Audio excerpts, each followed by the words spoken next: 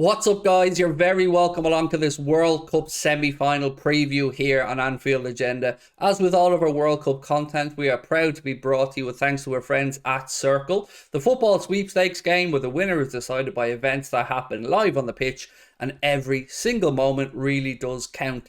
If you want to join us for this or any other circles moving forward, and we're going to be covering the two World Cup semi-finals, if you are age 18 plus and are a UK resident, you can download Circl from the link in the description of this video. It is a gambling product, of course, so we urge you to please gamble responsibly. BeGamblerWell.org is there for all of your safer and responsible gambling tools. But we would like to thank Circl for the continued support of the channel, and we will be working with them as well right throughout the remainder of the season for all of the Liverpool games.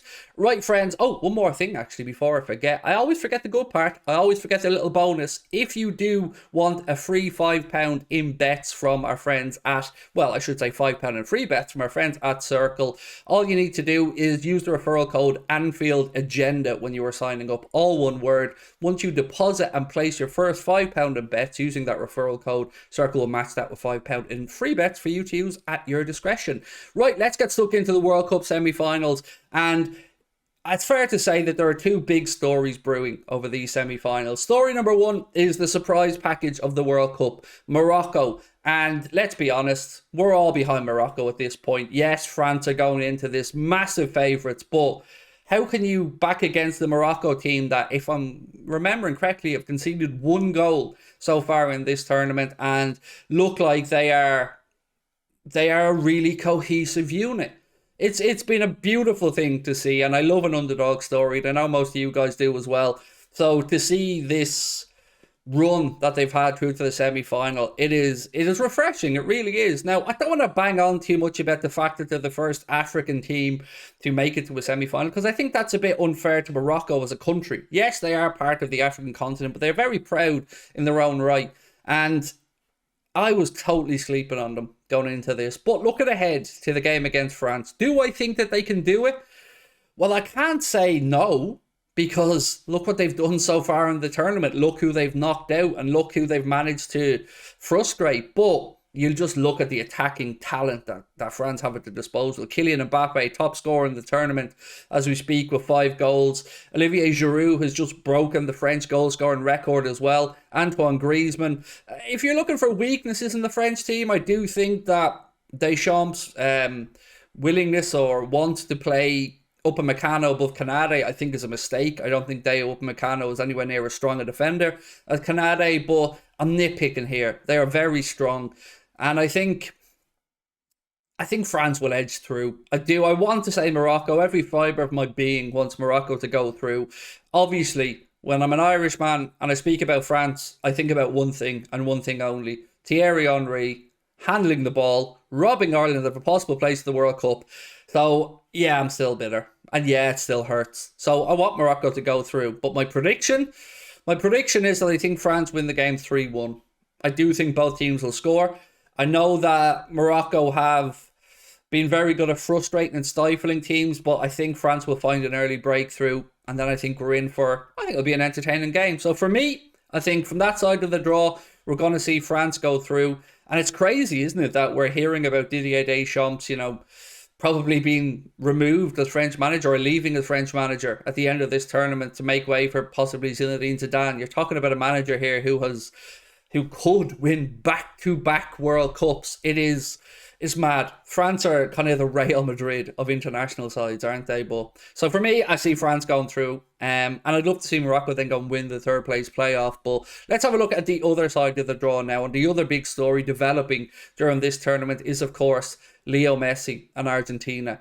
We went from them losing their opening game to Saudi Arabia and us questioning if they'd get out of the group to them finding a way. That game against the Netherlands was proper old school stuff, wasn't it? There was some shithousery involved. Both sides didn't like each other very much. That was apparent. But for people who've been critical of Argentina's style of play, I understand. I get it. As a purist, as somebody who loves the game, we want to see it in its purest form. We want to see the expression of greatness out there. But you got to win.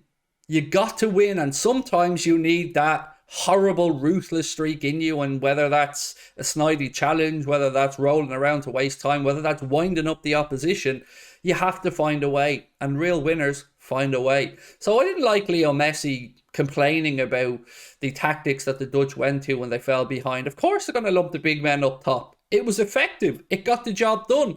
And the free kick that they equalised with, well, I thought that was quite simply a sensational moment in the World Cup. Genius with the pressure that they were under to plan and execute that free kick. But Argentina got the job done on the penalty shootout. Emi Martinez with some great saves. And I didn't think there was any need for some of the antics from Leo Messi afterwards. I want Messi to lift this World Cup. I really, really do. I want him to go out with no question marks about him being the greatest of our generation. I want this to be the exclamation point on top of an absolutely glittering career. Won the Copa America. If he can do the World Cup with Argentina, you just got to say, wow. Because Maradona carried a very average Argentina to the World Cup in '86. And I don't want to call this group of Argentina players average, but they are allowing Messi to be Messi. They are willing to put in the hard yards. They are willing to run. They're willing to work. And they're willing to hustle their way to allow Messi to have those moments. And I think everybody understands and knows the roles in that Argentina setup. So I can't see a way that that they don't go through against Croatia. But I also don't hate the idea of Luka Modric, in my opinion, one of the greatest midfielders of our generation, but like top three, probably. He is absolutely phenomenal. I love the guy. Yes, he played for Real Madrid. I don't like Real Madrid, or he plays for Real Madrid. And yes, he has managed to wash the Spursiness off him as his career has gone on. So you have to say, if Croatia do it, what an achievement for them as well. That'll be back-to-back World Cup finals for a country that roughly has the same population as my own country.